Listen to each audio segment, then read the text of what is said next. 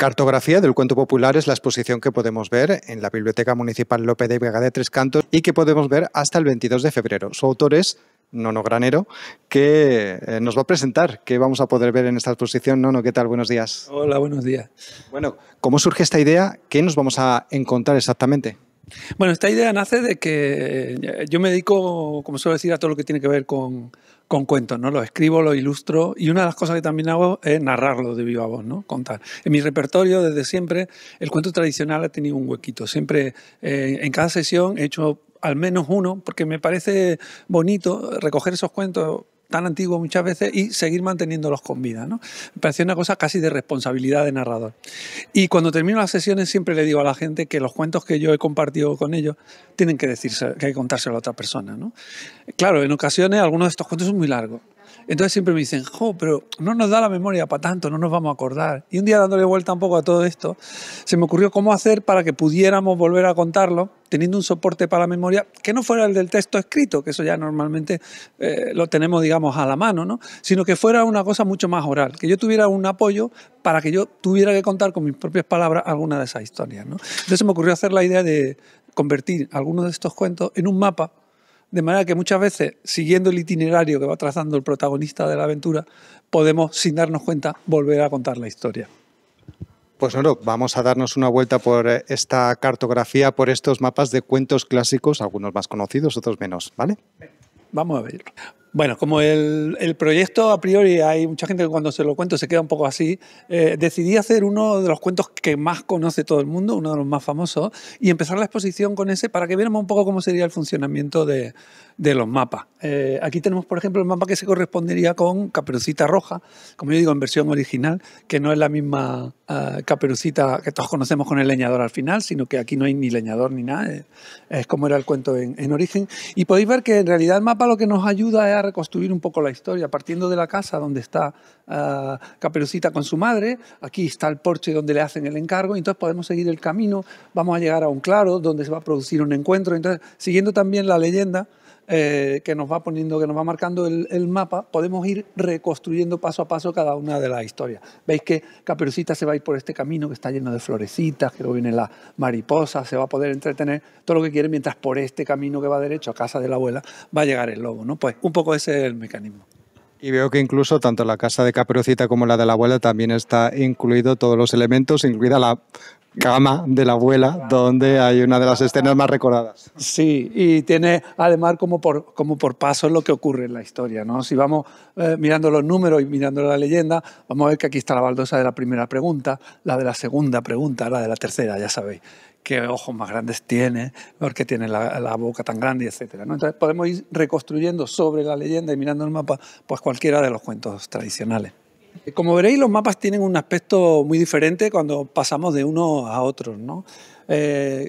Lo que justifica este aspecto es que yo también me he basado en mapas de la cartografía de los que se han ido elaborando a lo largo de la historia.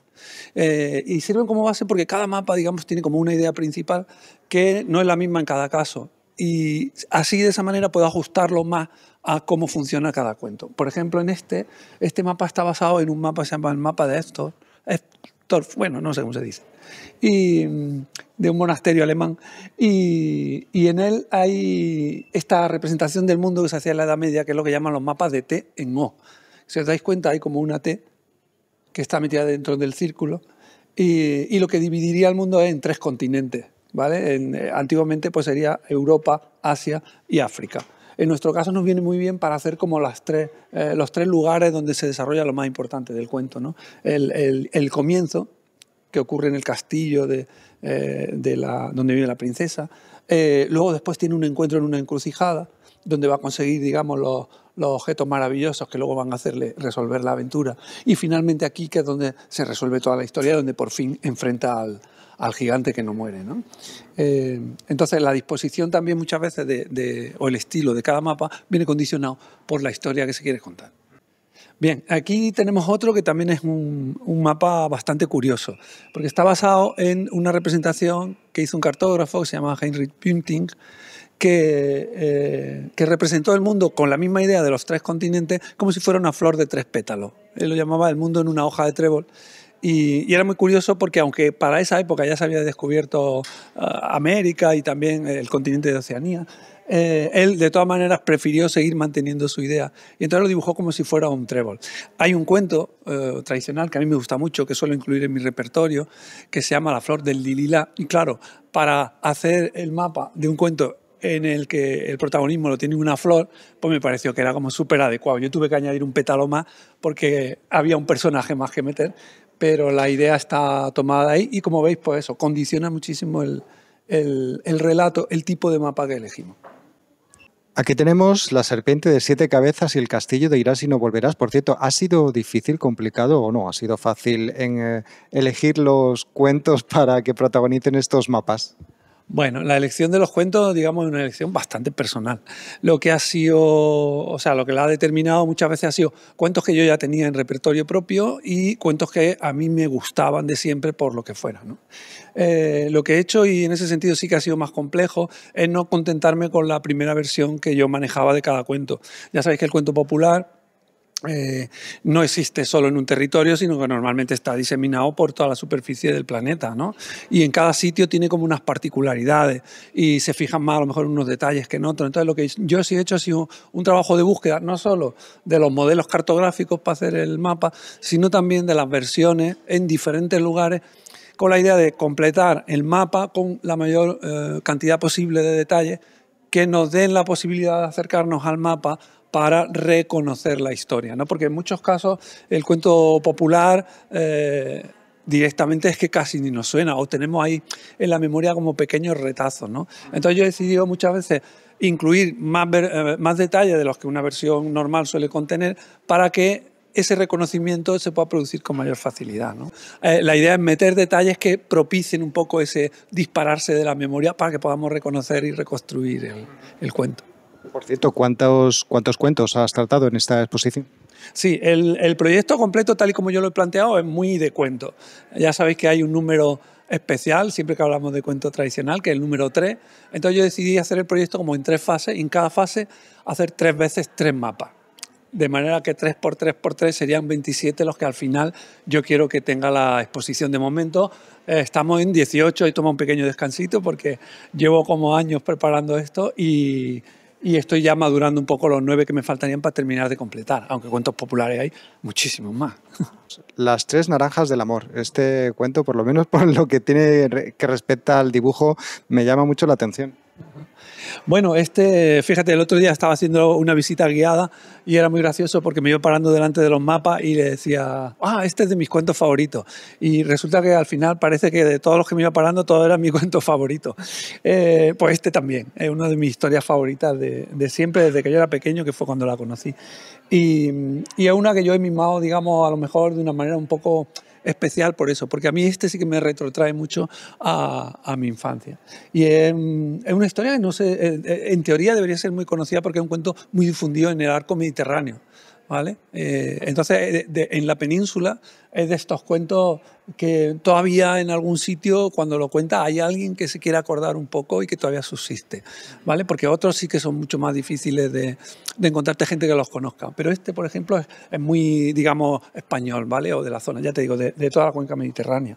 Y nada, y va como muchos cuentos tradicionales, parte de un problema, que los reyes no tienen herederos, ¿no?